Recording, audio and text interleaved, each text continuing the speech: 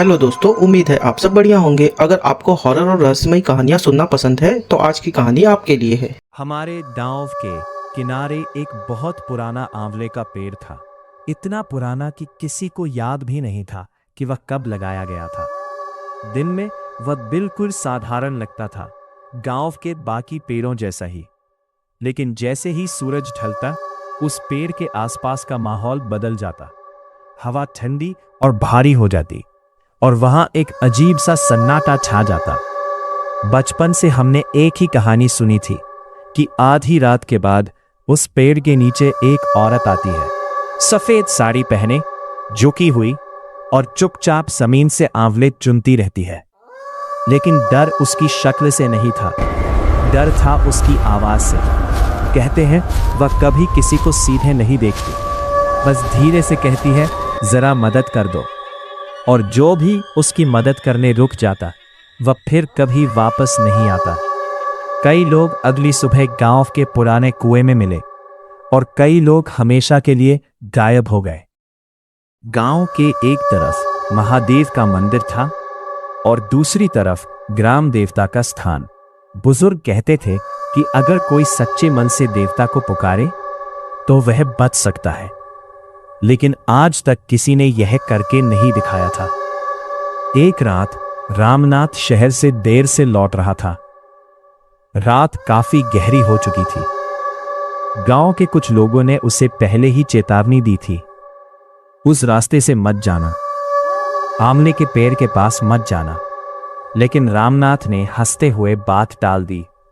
उसे इन बातों पर विश्वास नहीं था। जब वह गांव के किनारे पहुंचा तो अचानक उसे महसूस हुआ कि हवा ठंडी हो गई है। चारों तरफ सन्नाटा था, कोई आवाज नहीं, बस उसके कदमों की आहट। तभी उसे एक अजीब सी आवाज सुनाई दी, खर खर खर, जरा मदद कर दो। उसकी आवाज अजीब थी, धीमी, लेकिन जैसे सीधे दिमाग में उतर रही हो। रमनाथ के कदम रुक गए। उसका मन कह रहा था, मत जाओ, लेकिन उसके पैर अपने आप उस औरत की तरफ बढ़ने लगे, जैसे उसका शरीर अब उसके बस में नहीं रहा हो। वो धीरे धीरे उसके पास पहुंचा। तभी वो औरत सीधी खड़ी हो गई और उसने अपना चेहरा ऊपर उठाया। रमनाथ की आंखें फैल गईं। उसकी आंखें काली नहीं थी, बल्कि खाली थी, जैसे उनमें कोई गहराई ही न हो और वो उसे अपने अंदर खींच रही हो। उसके होठों पर एक हल्की सी मुस्कान थी। अब रमनाथ कुछ सोच नहीं पा रहा था, वो बस उसके पीछे पीछे चलने लगा। औरत बिना कुछ बोले आगे बढ़ रही थी और रमनाथ उसके पीछे। धीरे धीरे पेड़ घने होते गए, रास्ता सुनसान होता गया और वो गांव से बहुत दूर निकल आए। कुछ देर बाद उनके सामने एक पुराना टूटा हुआ कुआं दिखाई दिया।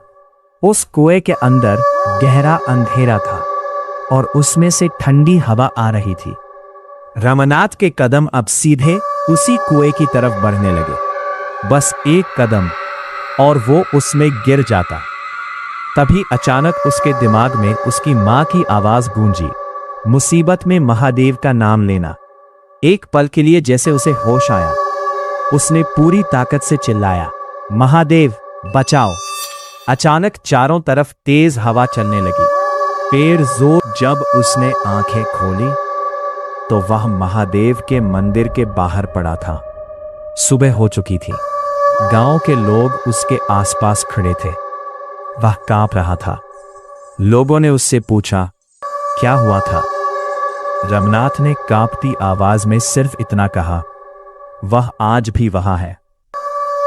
उस दिन के बाद रमनाथ ने कभी रात में बाहर निकलना बंद कर दिया और गांव में आज भी ये कहा जाता है, अगर रात के सन्नाटे में आमले के पेड़ के पास से गुजरते हुए तुम्हें खर खर की आवाज सुनाई दे तो कभी पीछे मुड़कर मत देखना।